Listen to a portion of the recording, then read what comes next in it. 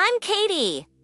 And this is the story of why I will never, ever stay in an old hotel again. It all started on a rainy Friday night. I was traveling alone, stuck halfway between two cities, when my car decided it had had enough and broke down in the absolute middle of nowhere. Of course, there was no signal, no help inside, just me, my useless car, and the sound of thunder splitting the sky. Then, through the sheets of rain, I saw it, an old, crooked sign that read, "Marlowe, in vacancy." At that point, any shelter was better than none. I dragged my soaked, shivering self inside. The lobby smelled like dust and forgotten time, a scent I can still recall perfectly. The woman at the front desk had a face that looked like it had seen a smile in decades. She just slid a heavy, old-fashioned key across the worn wooden counter and grunted, "Room 13. Top floor. Don't touch the mirror." I paused, thinking I must have misheard her. Don't touch the ... mirror. But before I could even form the question, she had turned and disappeared into a back room, leaving me alone in the silent, musty lobby. So, I started the long climb up the creaky stairs, each step groaning under my weight. My heart was already thudding against my ribs, partly from the cold, and partly from a growing sense of dread. Room 13 was at the very end of a long, narrow hallway, lit by a few flickering bulbs that cast dancing, distorted shadows on the walls. The door itself moaned in protest as I pushed it open. Inside, the room was ... well, it was a room. Old, but seemingly normal.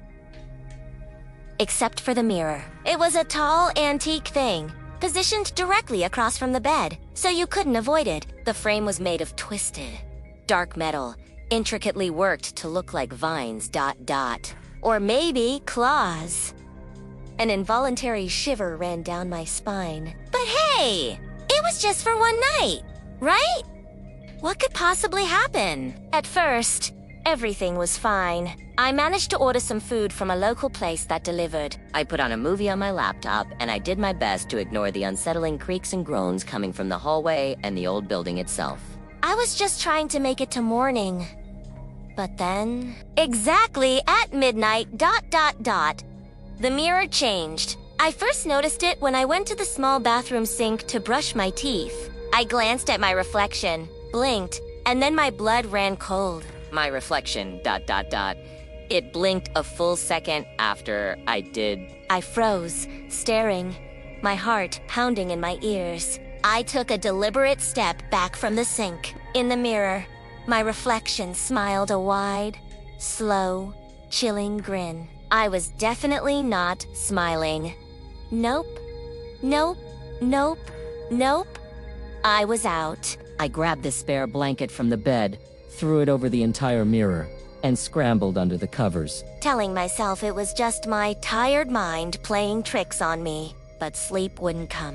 The air in the room felt heavy, suffocating, like something was in there with me, watching me. I could almost feel its breath on the back of my neck. Every time I dared to open my eyes, I felt the mirror drawing my gaze, almost as if it was whispering my name, calling to me from under the blanket. I squeezed my eyes shut, willing the sun to rise. At 2:37 a.m., a slight noise made me open my eyes. The blanket was on the floor, and there she was, in the mirror. It wasn't my reflection anymore. It was a girl, with skin as pale as bone and long, dark hair that clung to her face like wet seaweed. Her eyes were just voids, black as ink, and they were fixed on me.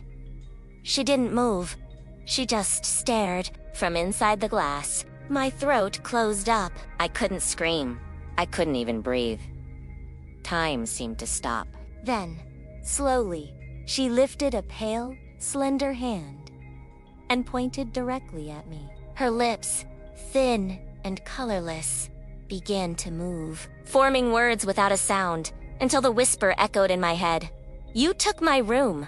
That was it. I bolted out of bed and lunged for the door, twisting the knob frantically.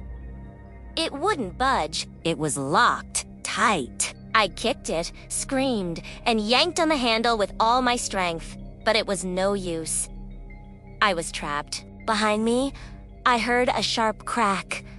Then another, and another. I spun around just in time to see the entire surface of the mirror shatter inward, the glass falling like rain onto the floor, but making no sound. And then ... she stepped out. Her feet didn't touch the floor.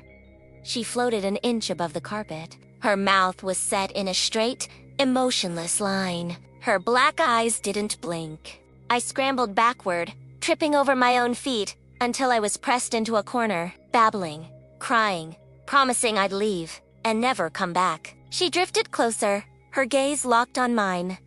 And just as she reached out a hand to touch me, everything went black. When I woke up, bright morning sunlight was streaming through the window, warming my face. I was on the floor, curled up in the corner.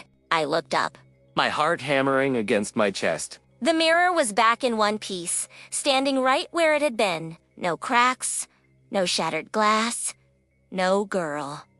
I didn't wait. I grabbed my things and ran downstairs, my mind reeling. I saw the same woman at the front desk and screamed at her, "Why would you give me that room? What was in there?" She just looked up from her newspaper, her expression unchanged, and gave a slight shrug. "You're lucky," she said calmly. "Most people don't wake up."